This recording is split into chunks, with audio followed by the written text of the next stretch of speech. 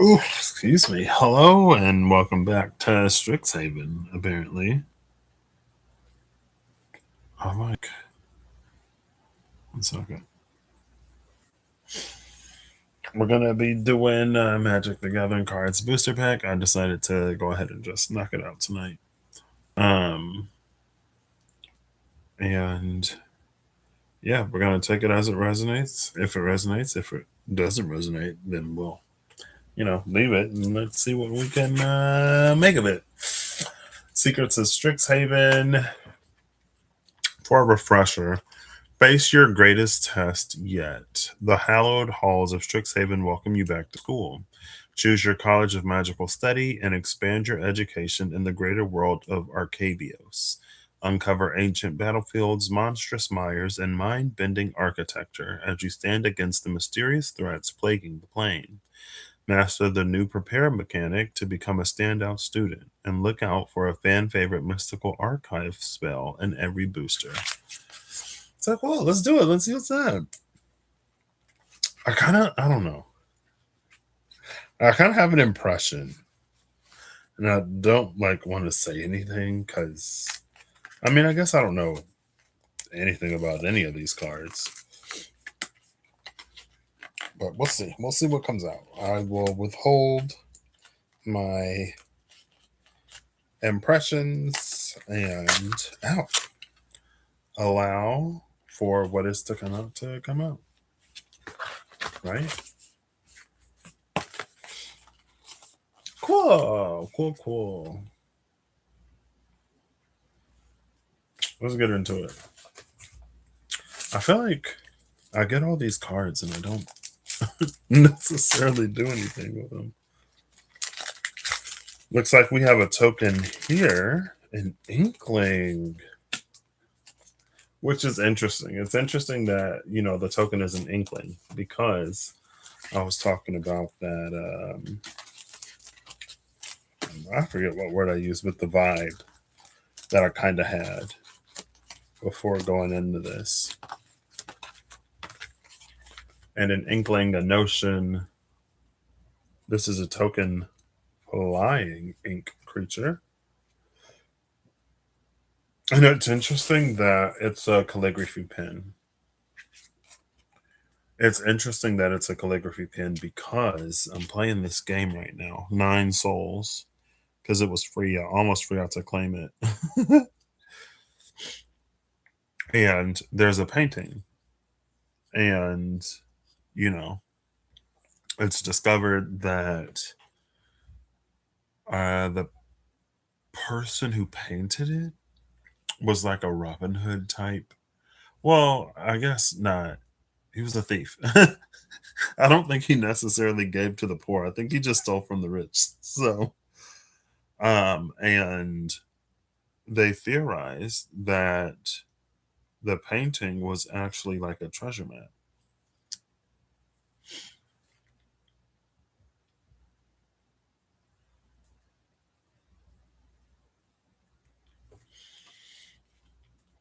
And the other side of the token is another fractal. We had a fractal last time. This time it's an inkling. And it's a bird. It has that eye, the glowy eye. I feel like that glowy eye is giving me something. All right, let's go. Let's go. First card. It is the Forum of Amity. So it's a land card. You can tap it to add either light or dark mana, basic or swamp. And then for a cost, you can surveil 1, which lets you look at the top card of your library and you can put it into your graveyard if you don't want to draw it. It says a sprawling edifice dedicated to promoting and protecting the fragile peace that holds Arcavius together. And it's interesting that it sits at sort of this place between light and dark, right? But also it's a forum. A forum is a place where people gather. I don't know if she's necessarily giving full on Um, it's not the Agora, is it? I feel like the Agora is probably like a. She's giving like a Greco-Roman, maybe more Greece philosopher, the place where people would go to like, discuss their philosophy, get on their soapbox, preach the whatever.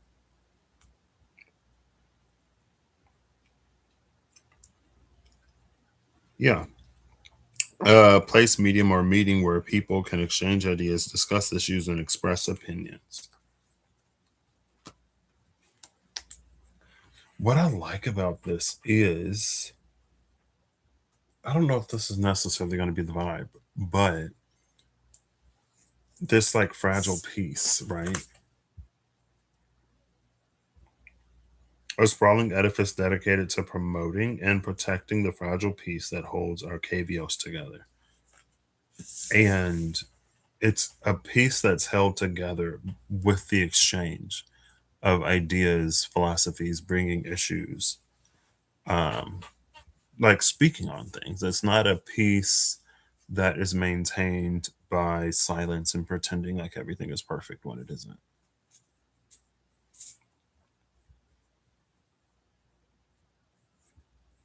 That's interesting. Okay. Next, we have Campus Composer. So this is a merfolk bard. It's interesting that it's a merfolk person because the last mythical creature was a mermaid. This one has ward. This creature enters prepared. While it's prepared, you may cast a copy of its spell. Doing so unprepares it. Its spell is Aqueous Aria. Create a 3/3 blue and red elemental creature token with flying. Already, it's almost like we're dealing with forces more powerful than we were dealing with last time, where most of the cards were like 2/2, right? This is 3 power, 4 toughness. Even the token creature it creates is more powerful than most of those cards. And maybe it's because we're at that space of coexistence. And even here, we had like the light and dark before. This composer, campus composer, creates a token of fire and water, opposing elements in balance. And then there's like rainbow jellyfish. I saw one of the natural habitat shorts yesterday. I think it's the immortal jellyfish that, like, when it's under stress or whatever, or in danger, it will give birth to itself, but as like an infant.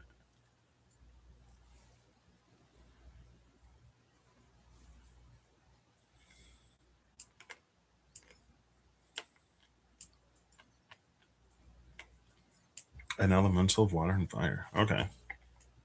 We're just chugging along tonight. Ooh, we have our full art or alt art or whatever this is.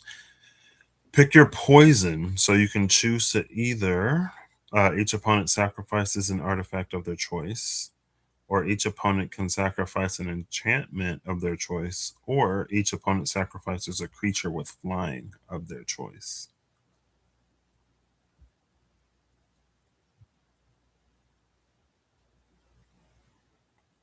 Now, what does it mean if someone doesn't have something to sacrifice? Is that an energy of immunity? This is interesting only because we saw the 4 of cups earlier with the 3 chalices, the 4 of cups in the Mystic Mondays tarot that had those 3 chalices sort of at the bottom and then the floating red chalice at the top.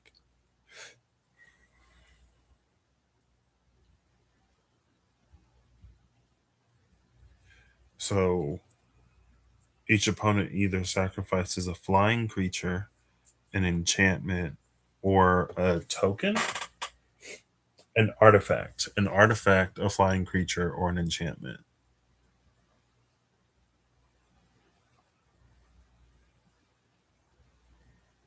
Now, so far, we don't have any. I guess the elemental creature token, the flying creature token, is the only thing that can be sacrificed. That's summoned through that aqueous aria.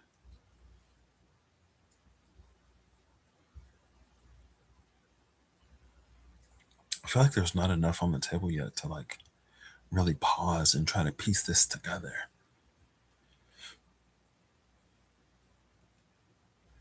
But I kind of want to try.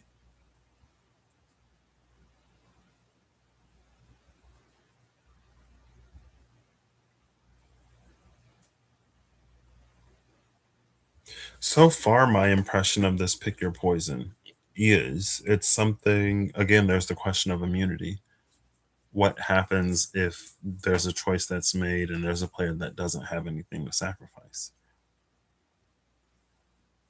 But there's also an energy of like alternative pathways, alternate routes, if there's like a detour or if a certain lane is closed, right?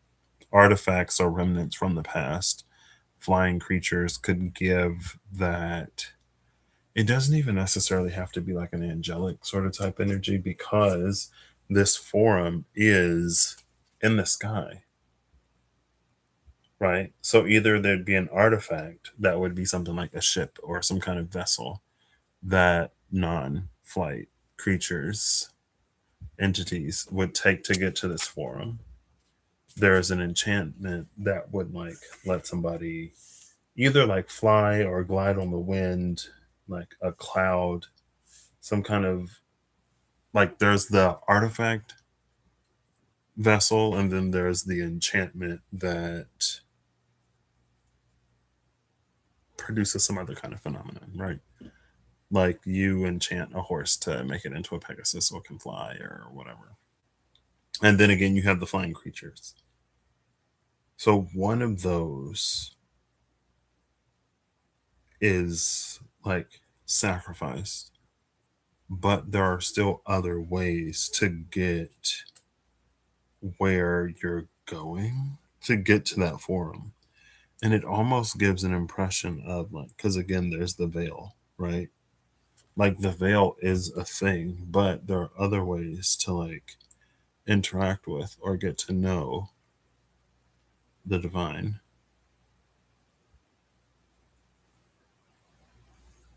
even if certain paths are veiled or unavailable.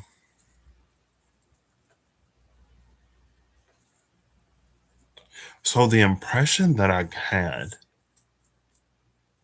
the inkling, if you will, that I got was like it was something about portals. And I was like, okay, part of me is like, okay, I don't know these cards. So maybe it's possible. Another part of me was like, okay, well. And the interesting thing about portals is because, again, with this choose your poison, there are certain routes that are cut off, but there are others that aren't.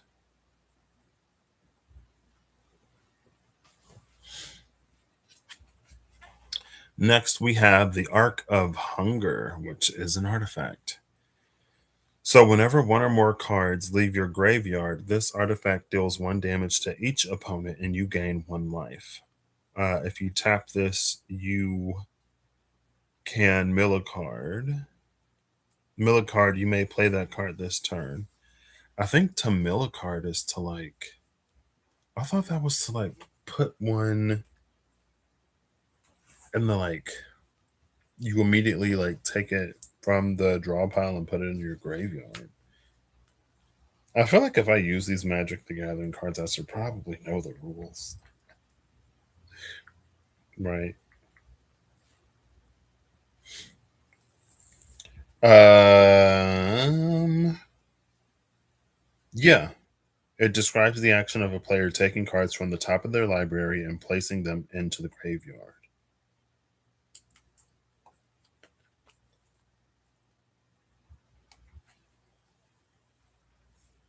And So when you surveilling was looking at the top, and then you can choose to mill it if you don't want to keep it at the top of your deck. But what I don't understand about this Arc of Hunger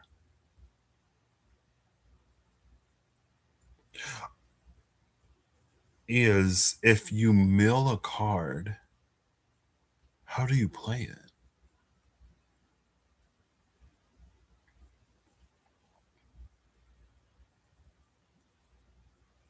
Because you like send it to the graveyard. Well, I guess you can play it on its way.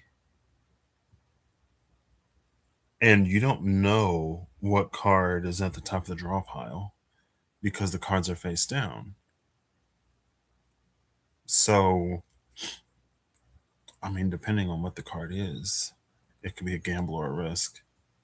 But if you use this in conjunction with the other one, because if you can surveil a card, then you know what card would be next on the draw pile. And then you can immediately play it using the ability of this artifact, the Arc of Hunger. Few relics survived the turmoil of the Blood Age. Those that did are powerful, dangerous, or both.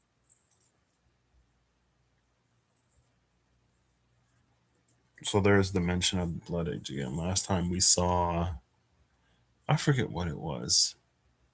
It was like Golem of the something, Colossus, Titan, something.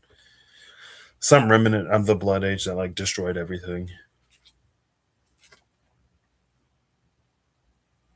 This is the Arc of Hunger. Fire and light.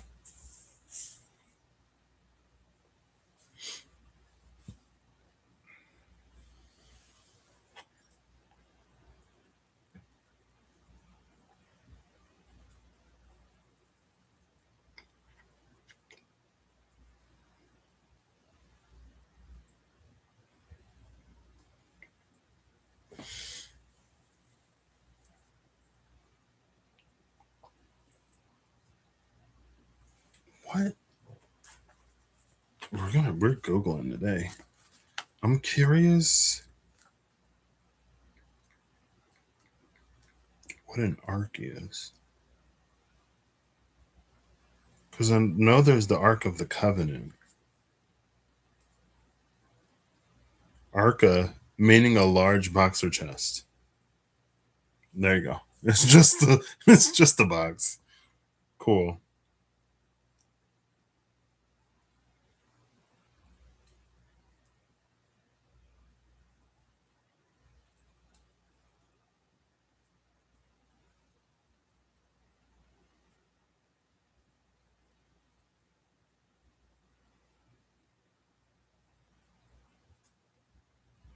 It's interesting how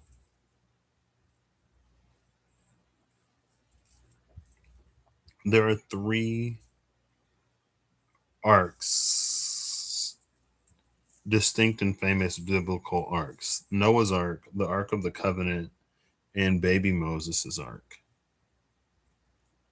Two out of three of those are vessels, right? Noah's Ark is the one that the massive ship that they, survived the flood in.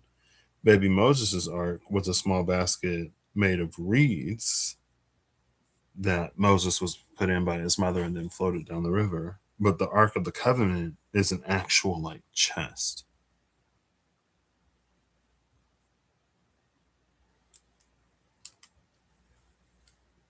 This is giving like low key,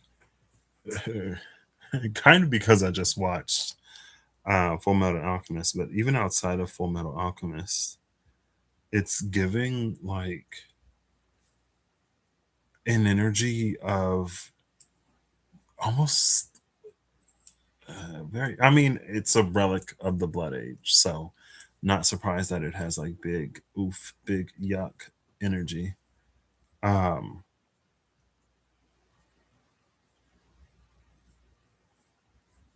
it's like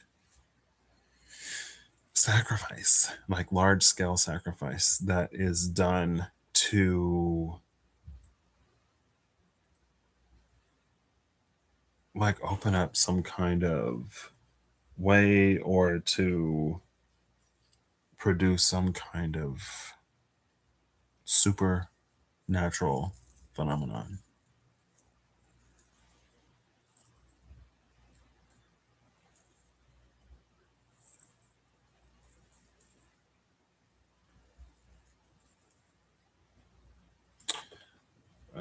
Let's see if we can, if this thing will, oof, maybe not. We have an elemental whale though. It's a flying, well, here's our flying creature. Rutha was humbled in the whale's presence. It was glorious and beautiful, all on its own terms. This elemental whale, the spectacular sky whale, is a creature of fire and water. So here's our flying creature. Here's our artifact. So far, we don't have an enchantment. So it has Opus. Whenever you cast an instant or sorcery spell, this card gets +3 power until end of turn. If 5 or more mana was spent to cast that spell, put 3 +1/+1 counters on this creature instead. Oh my gosh. I took my hair down because I didn't think I'd have to sneeze.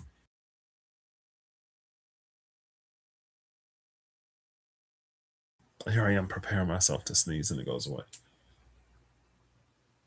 So if you use 5 or more mana, instead of it being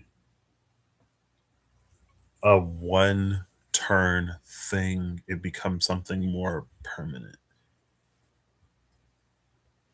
And then it'll be the most powerful creature on the deck or on the desk at +4/+4. As it is, it has 1 power, 4 toughness. So it can withstand an attack from that campus. What was it? Campus composer. I guess it's interesting. I didn't clock that. It's interesting that the campus composer came after the forum because usually, and maybe that um, it reveals like a creativity or artistry. I feel like in the forum, usually it's a lot more like preachy and kind of combative, but the composer, it's a bard. It does it through song.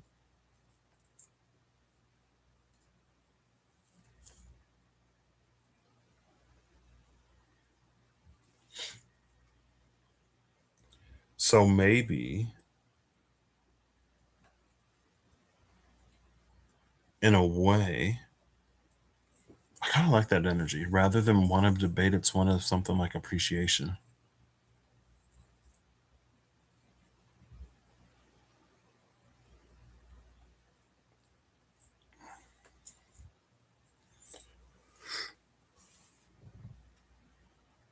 Excuse me.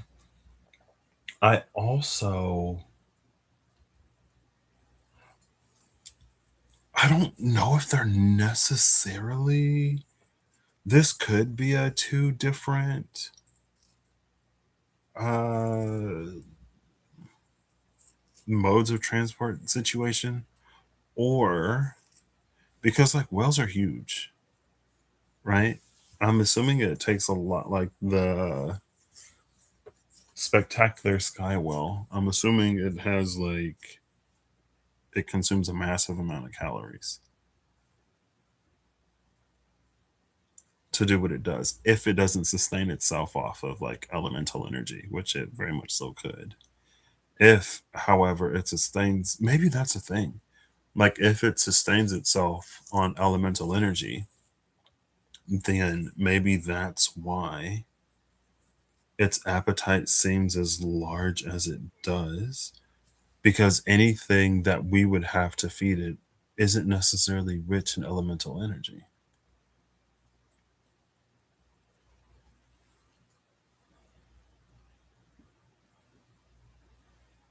So that in and of itself,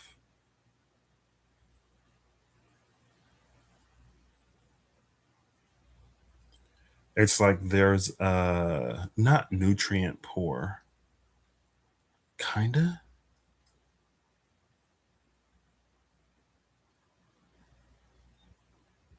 At the very least, there's some kind of mismatch. And like,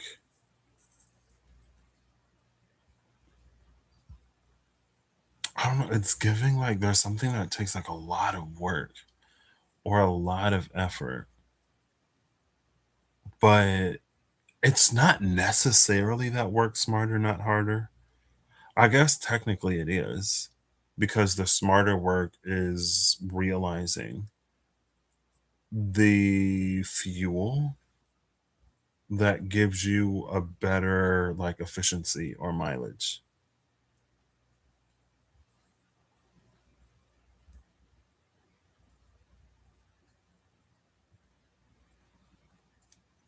And it's like a quality of spirit type thing. Because now I'm thinking of this elemental whale, this spectacular sky whale, as something like a familiar, or just something like a Lapras for the Pokemon fans, just like an animal. Do we have them? I mean, I guess it's not too different from like camels and horses and stuff, right? If you feed the elemental sky whale, then it'll like take you up to this forum of amity. But again, because it's an elemental creature, it needs elemental energy. Since we live, 3D dense Earth, there's not a lot of elementally rich. If there are like elementally rich foods, those would be like treasures that are remnants of the past. So kind of like living artifacts in a way, right? It's like you think there is extinct, there's only like one place on the planet where this thing grows. And it's like, or it'll be like, I could see it being one of those like it grows in like near volcanoes or near like extremely fertile, I don't know, river deltas or something. Every time I almost have to sneeze, it like goes away. Um, like there are different elemental energies or different elemental like fruits or whatever that appear in certain environments type energy.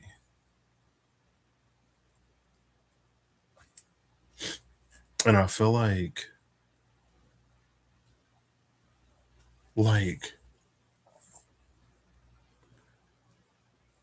as an example, no tea, no shade, but it's almost like I think of like those worldwide days of meditation that they used to do. I'm sure they probably still do. But it's like you would need, it's almost like we have become so spiritually deficient that it takes like the whole planet or a whole city or like a massive collective of people to do almost like the smallest of things or to make the smallest of petitions to the divine, because in some ways we've become so like spiritually starved. And maybe especially as the nodes are shifting from Pisces, Virgo to Aquarius, Leo in this last little bit, maybe. I mean, kind of sort of for the whole thing. Um, with the North Node in Pisces, South Node in Virgo, it's almost like a truth in spirituality or religion versus like the dogma or the standard traditional practice.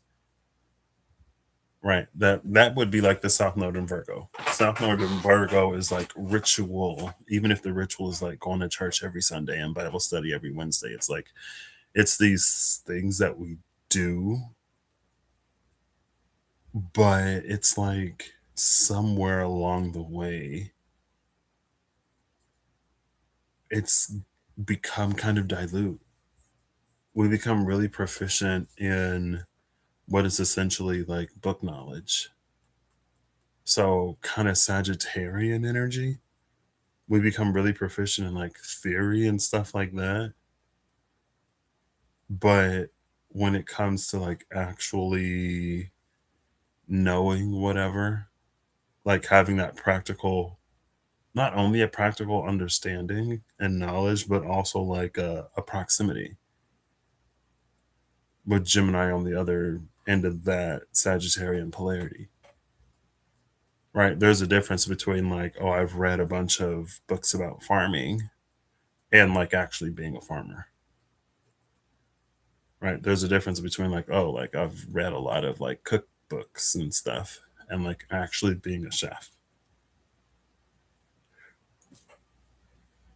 And so it's kind of like that. Excuse me. And then the North Node shifts into Aquarius, of all things, and South Node shifts into Leo. So again, there's the almost spiritualized spiritual religious practice of the South Node, and then you move into South Node and Leo, which is all about like the performance and putting on a show and like everyone having their mark and saying their lines, versus that North Node Aquarius that actually has the power to like change things. Like North Node Aquarius, off of that North Node in Pisces, has the power to actually change things in a substantial way, like massively accelerated and for the a greater good for more and more and more people, maybe eventually bordering on the greatest good for all. But again, there's a difference between like doing the greater good and participating in the theater, right? It's like South Node Leo would be a bunch of like publicity stunts of like doing things for a community or whatever. Whereas like North Node Aquarius is like actually out there in the world doing things. And it's interesting because, I mean, within the past few lives, there was that energy of like, even if it's performative or even if it's for clout or for clicks or views, there is something like it's still something to know that there are people out there who are like helping people. Because sometimes we can forget, or sometimes when we don't see it, we forget it. It's like it provides a counter narrative. So there are benefits to it, but it's like you can get more out of it if it were like done sort of like honestly. And you can do both. You can do something honestly and like do it in a way where it can be seen, right? But when it's that pure South Node Virgo into a pure South Node Leo, then it's all about rituals, rites, and performances rather than the truth of things. And again, it feels like it comes in like this arc of hunger, spectacular sky whale.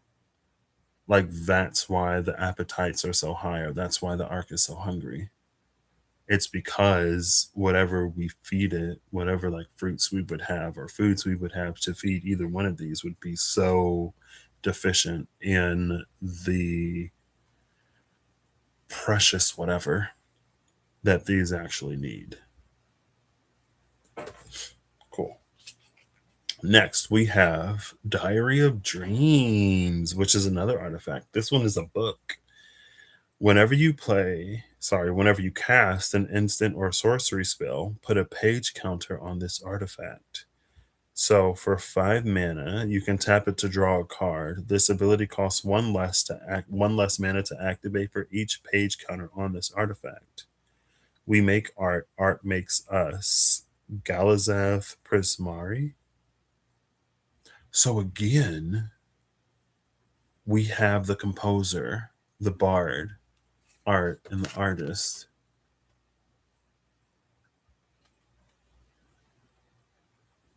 There's the Diary of Dreams. It's interesting that we have this artifact book because In the last booster pack, we got those pages, page loose leaf or unbound or whatever it was, wherever it is. We got those pages.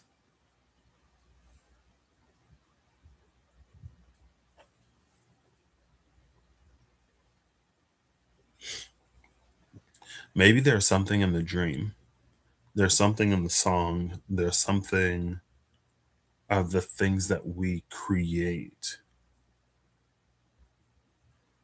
that hold a lot more spiritual energy.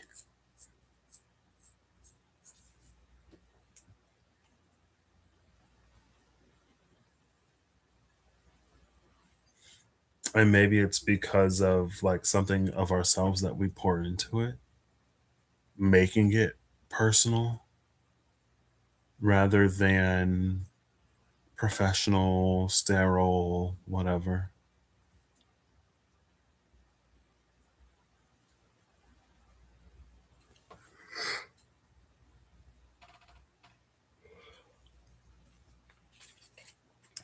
Next, we have the Witherbloom charm. So here's another instant, the second on the table. Oh no, the first instant, the other one was a sorcery.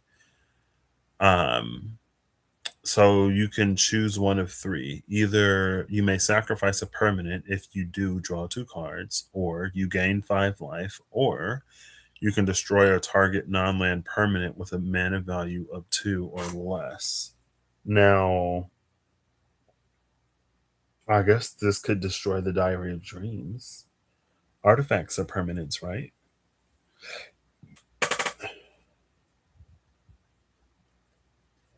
And that's it. The only thing so far that could be sacrificed is that Diary of Dreams.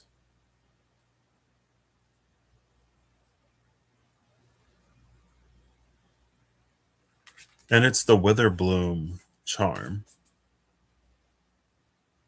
So I'm not surprised that something with the name of Witherbloom could destroy something associated with the dream.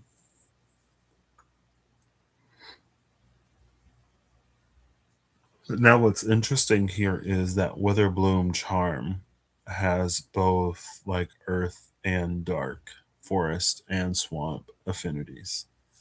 So it's not necessarily giving like decomposer mushroom, but it's interesting because usually I feel like we would look at earth or life in a generative, fecund, vitality, um, abundance, growth, green, verdant, right? Life giving. But this speaks to, you could say things like weeds that grow just the same, but that consume or drain life rather than giving it. Maybe we shouldn't be surprised because, again, there was that energy of how spiritually starved. 1 second.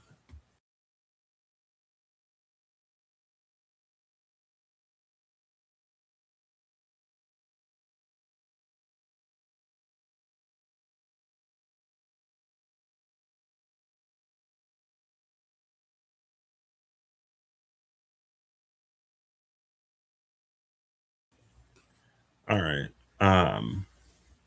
Yeah, shouldn't be surprised because of that whole like how spiritually, energetically deficient and starved things have become. That we have this Witherbloom charm here. The thing about the Witherbloom charm as a charm, though, especially because one of the effects grants 5 life is it's something. It's almost like it's something that we would carry around as like good luck or to bring abundance or whatever. But in reality, it does the opposite. it drains and it depletes and it eats away at things rather than giving things. And for what meager things it does give, you have to sacrifice a lot. It's almost giving that arc of hunger, but it's like evolved. The arc of hunger is as it was in that what the blood age, in that blood age, it's as it was. But something about this Witherbloom charm has evolved. It's almost like anything where you have like vampires and stuff like that. And it's like, back in the 14, 15, 1600s, vampires ruled the world. But now in the modern age, they got to get clever and they go into hiding and like they've evolved. Right now, they're like working at hospitals and clinics to get a fix rather than just like, snatching people off the street. I don't know.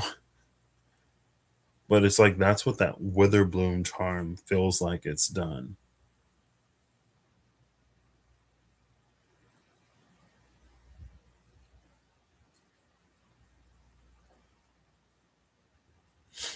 Like it's and again, it feels like it's marketed as something that helps, but it doesn't. I guess it doesn't necessarily have to be malintended, right? It could be the best of what we have, right? It can produce a fair amount of that elemental spiritual energy, but it requires a lot of sacrifice to do it, you know. Next, we have Visionaries Dance. We go from song to dance. So this is another, we're in that fire water dynamic again. This is a sorcery, create 2/3/3 blue and red elemental creature tokens with flying. So that spell that the campus composer has that can create 1/3/3 blue and red elemental creature, this spell creates two of them. For 2 mana, you can discard this card to look at the top two cards from your library. You can put one of them into your hand and the other one into your graveyard. So choreography powers this spell, but improvisation shapes it.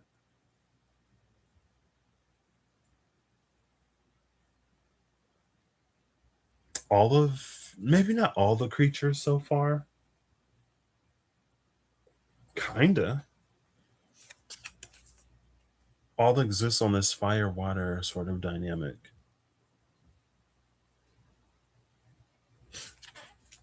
And again, what?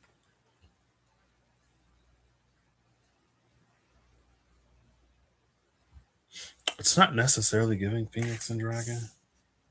I don't know what it would be giving. Actually, hold up. I just got like this. Ooh, tickle about those now. We got the dance, we got the song, we have the Diary of Dreams.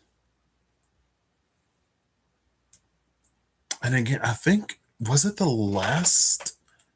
It wasn't the live I did earlier. It may have been the one I did more before that one. Um, because there was the energy of like Soul, that Disney Pixar movie, where when like the creatives go into that creative space, then they're like in the zone, right? Because that's very similar here, and that's the energy that's like can get somebody to that form of amity easy. You don't even need a lot of it. All you need is a little bit because it's so rich with that potent spiritual elemental energy.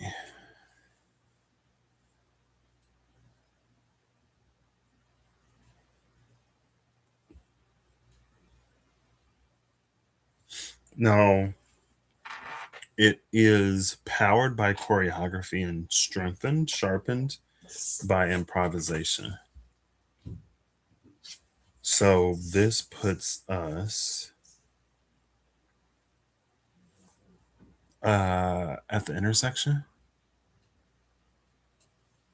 of practice and personality. Practice being kind of more of that like South Node Virgo. So basically integrating the South Node Virgo, North Node Pisces, right? You have your traditions and practices and what is known of the South Node and Virgo, but you also put a bit of yourself into it. You utilize your own connection, North Node Pisces, shaped and sharpened by that North Node Pisces energy, but powered by that South Node Virgo energy.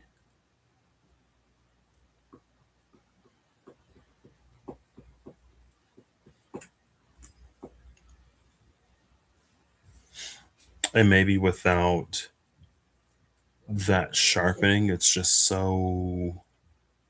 I guess that makes sense. Almost like a Bunsen burner, right? Like if you provided a whole bunch of gas, first of all, it might be too much gas for the flame source where it kind of like, you flood it and it doesn't do anything. Um, Especially before you light it, before you provide the spark, because maybe it's too dispersed, right? But the sharpening, the shaping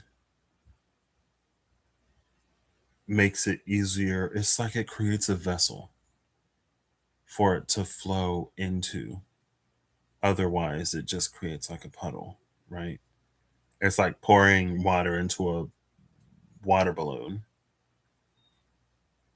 or a cup, and then, or a bucket, and then using that water to do whatever, rather than just like having a puddle of water on the ground that you can't really do anything with. Next, we have the Inkling Mask, which is an Inkling cat. Inkling cat and Inkling bird. Cool.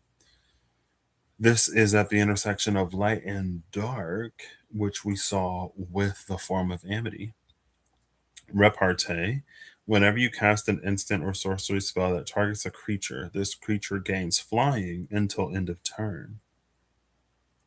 You can surveil one, which means you can look at the top card of your library and you can put it in your graveyard if you want to.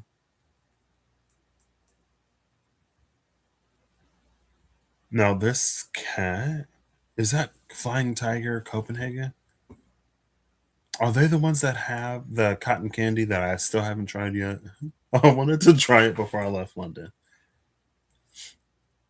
I heard from one person that it was good and from another person that it was really sweet, but I'm American with a good old fashioned American sweet tooth. So I think I could handle the sweetness. Anyway,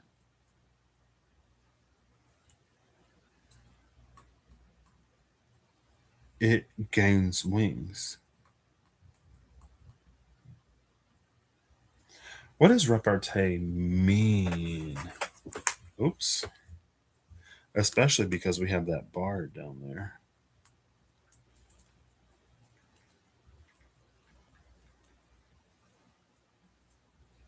A quick, clever, and witty reply or a lively conversation consisting of a series of such amusing exchanges. It essentially refers to the art of exchanging sharp, on the spot verbal retorts or playful, humorous banter. Okay, yeah. Like, we got a good repartee, whatever. I'm like, okay. It's one of those words I've heard, but always in context, never defined or by itself, which, it's easier usually to know what a word means by giving context. But if I only know the definition by context, then it forces a certain context whenever I hear the word. It can limit it in that way. Anyway, all of the creatures are flying today.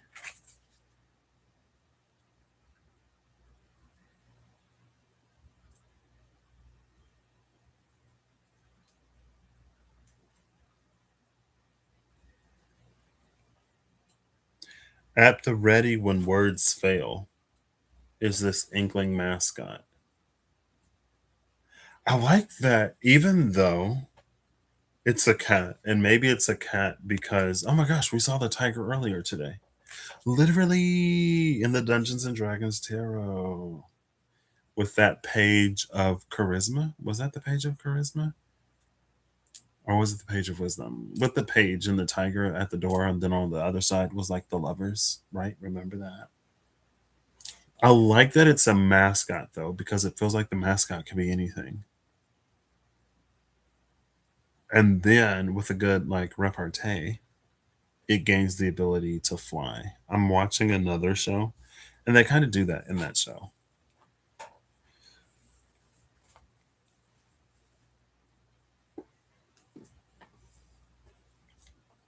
Now we saw the bird earlier. So the spectacular sky whale feels like a creature or an external entity that if you feed it, it'll take you where you want to go. These inkling things feel more personal, and the like we have this diary of dreams. Right. You write in your diary of dreams, and your inkling mascot comes off the page, gains wings, and flies you to that form of amity.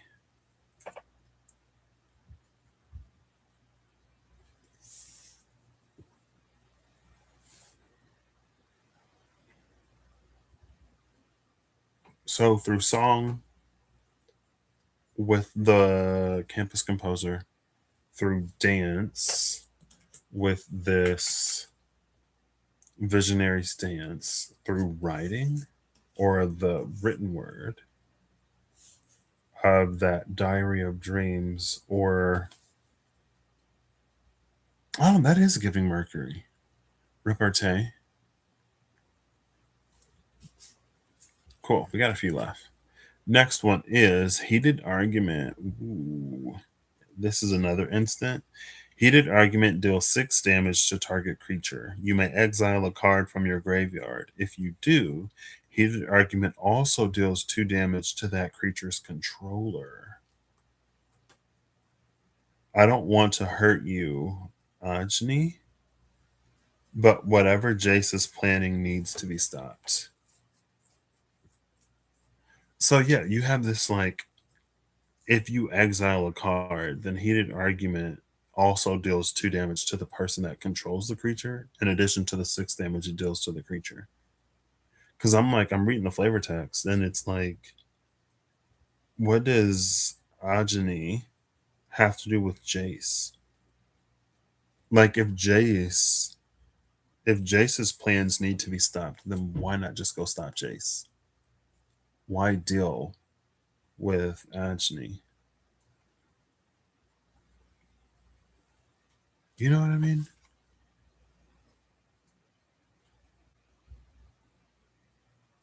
It is sort of like low key, almost giving like, oh, I can't do anything to so and so and so and so, but I can whatever, and hope that the inconvenience is enough to at least hurt somebody a little bit. Now, what's interesting is this heated argument can take down anything on the table. The only thing that would survive this heated argument is the spectacular sky whale if it's empowered by an instant or sorcery that was cast with 5 or more mana, because it gives it 3 toughness in addition to the 3 power. So then it would have 4 power and 7 toughness. But I'm not surprised that the heated argument could deal such devastating damage, because the land here, the only land that we have, the ground beneath our feet, is the Forum of Amity, where this fragile piece is protected and promoted.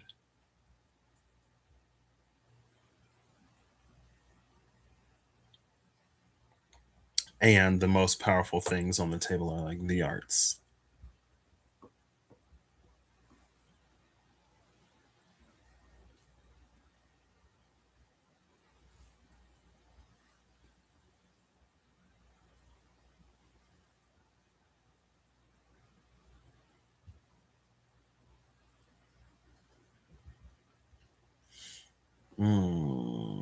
Interesting.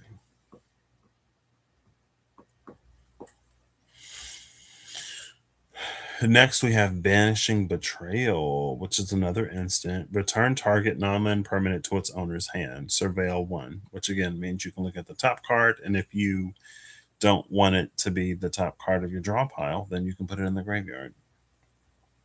One simple push, and Jadzi fell into the charming swirl of magic. Tom thought it would be harder, wished that it had been harder. Ooh, girl, hold up. One simple push, and Jadzi fell into the churning swirl of magic. Tom thought it would be harder, wished that it had been harder. Sounds like Tom regrets what he did. I was like, oh, it was just a light shove. I didn't know she would go into the pool of magic and then disintegrate into nothing.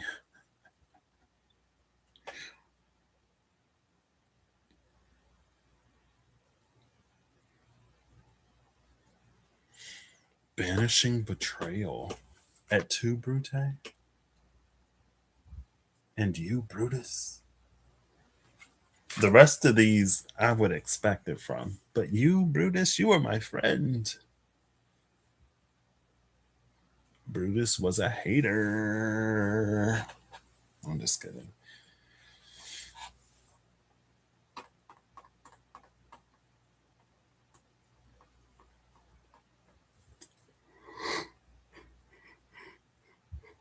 Excuse me. Is this part of Jace's plan? Pushing someone into this churning swirl of magic, or is this another step in eliminating the pieces of Jace's plan? You know what I mean? First was Ajni. Now it's Jadzi.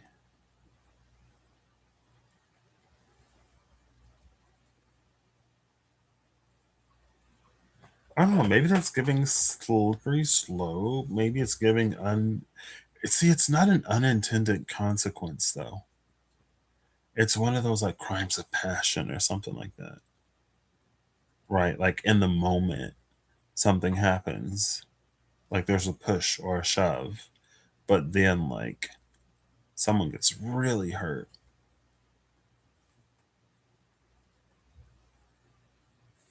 I almost want to put a space there. Next, we have a bird cleric. Ooh, interesting. Owlin Historian. It's a flying creature. Obviously, it's an owl bird. When this creature enters, you can surveil one, which again means you can look at the top card of your library and put it in your graveyard if you want to. Whenever one or more cards leave your graveyard, this creature gets +1/+1 until end of turn. It has 2 power, 3 toughness, but it gets one more whenever something leaves your graveyard. So either it is exiled from the grave or it returns from the grave.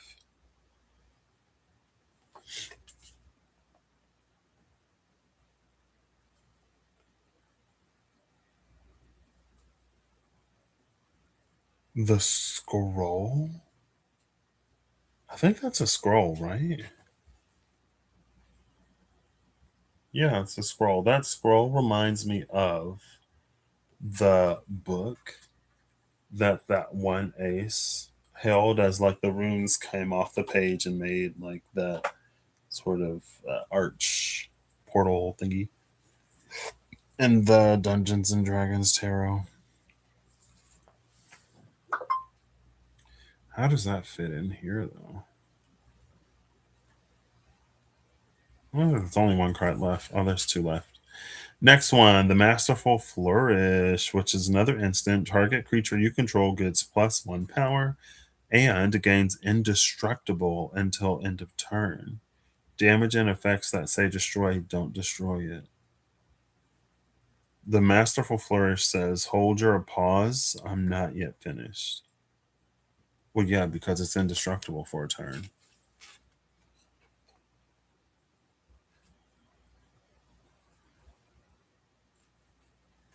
I feel like we just went like somewhere. I mean, ever since Jace's plan must be stopped came to the forefront, I feel like everything like shifted.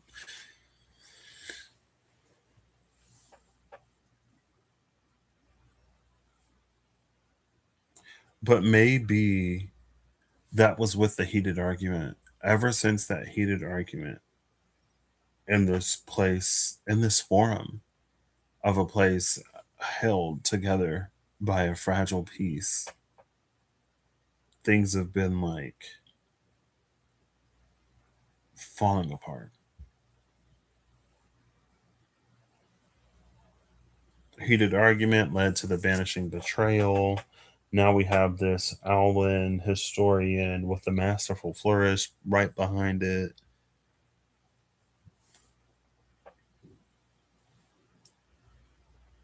And I'm like, okay.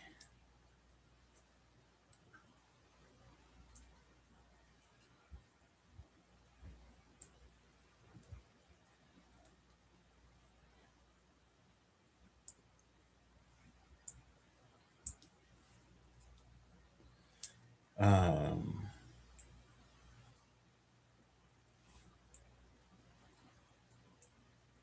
yeah.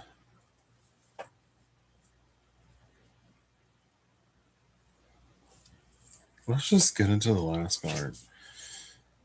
Oracle's Restoration. Okay, love Restoration after this. It's another sorcery. Target creature you control gets +1 power and toughness until the end of turn. You draw a card and gain 1 life. Though the Archaic had ravaged Titan's grave and stolen Jadzi from safety, her compassion soothed its frenzy. Jadzi was pushed into the swirling churn of magic, the trailing swirl of magic, by Tom, who remarked about how much easier it was than he thought or wished it would be.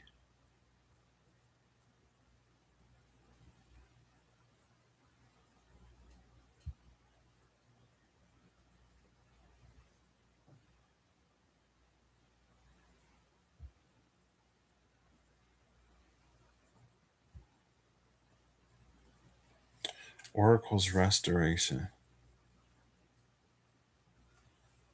Now, it's interesting that this Oracle's Restoration is Earth. There are only like two forest woody cards on the table. One of them is this Witherbloom Charm, which again, it's like the poisons and the everything like that that grow on Earth, the things that like flourish in the swamp, in the bog, in the bayou. And then on the other side, we have the Oracle's Restoration, which, uses compassion to calm a frenzy. And maybe that's the thing, because again, it's like Tom regretted it.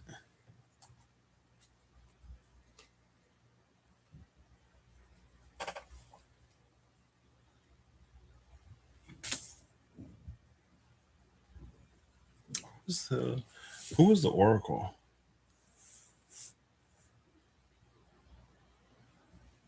I wonder if oracles almost have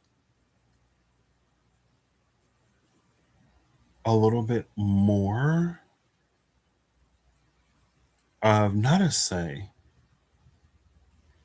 if oracles have more sway in things, right? Like, let's say you go to an oracle and the oracle divines a message for you. But I don't know if it's in the interpretation of the message or if it's the energy that the oracle is in when they seek a message, right? So, like, take your Macbeth, what, the three witches? Was it three of them in the cauldron? Bubble, bubble, toil, and trouble? Like, if they didn't like Macbeth and they didn't like the king or the duke or whatever, then they gave Macbeth the prophecy that they gave Macbeth, and then Lady Macbeth interpreted it in the way that she interpreted, so that both the duke and Macbeth would end up out of the picture. Versus like either like a more straightforward way or something. It's like it's the oracle's compassion that gives someone prophecy in a way of restoration to restore this peace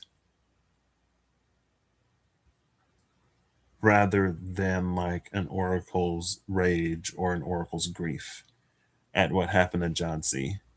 That leads them to give someone a message that like ends in mutual destruction, right? Because there's a peace that you can gain through that form of amity where both sides are standing, and then there's the peace that you get at the conclusion of a war where both sides are annihilated. Technically, they're both peace, and the oracle can spin it either way.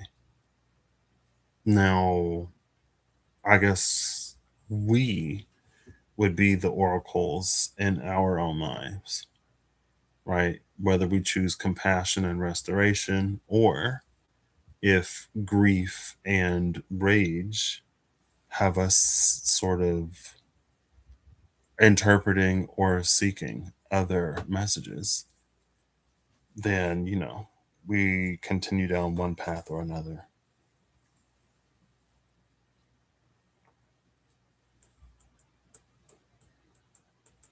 Cool. Now, the thing about this heated argument and everything, there's a purity in the song that's composed and the dance that's choreographed and in the dreams that are written down in that diary. That purity is what gives them the spiritual energetic power that they hold to summon the creature with wings to get somebody to that place of peace with the form of amity.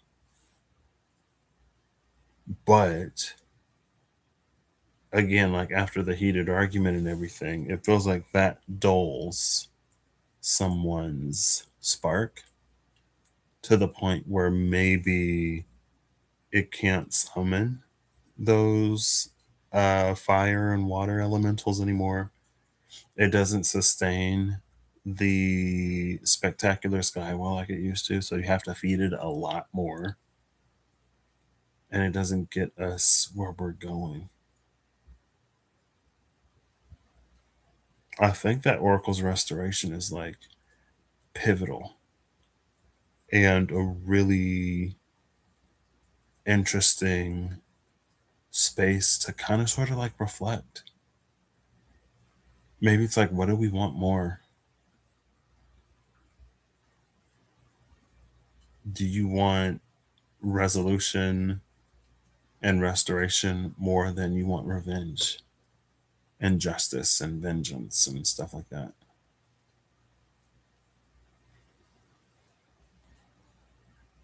I don't know. Interesting.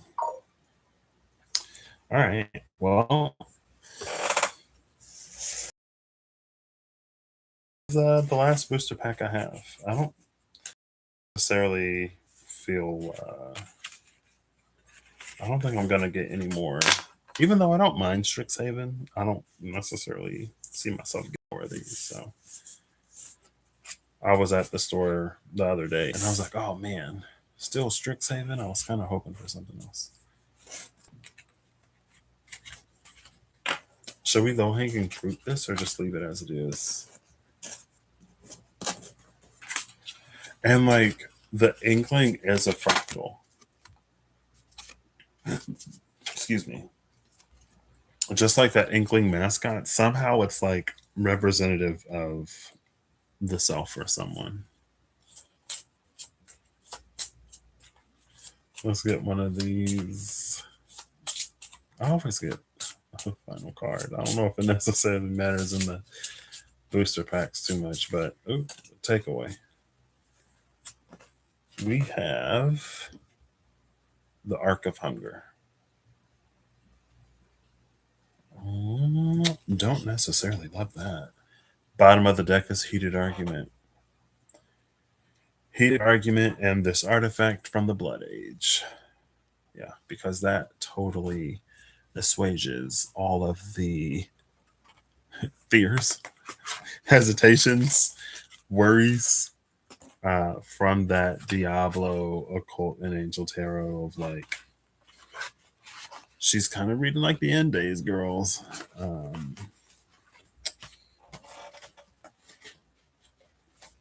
But I don't know, even with that Oracle of Restoration, when it comes to, again, with that South Node Virgo type energy, when it comes to beliefs of,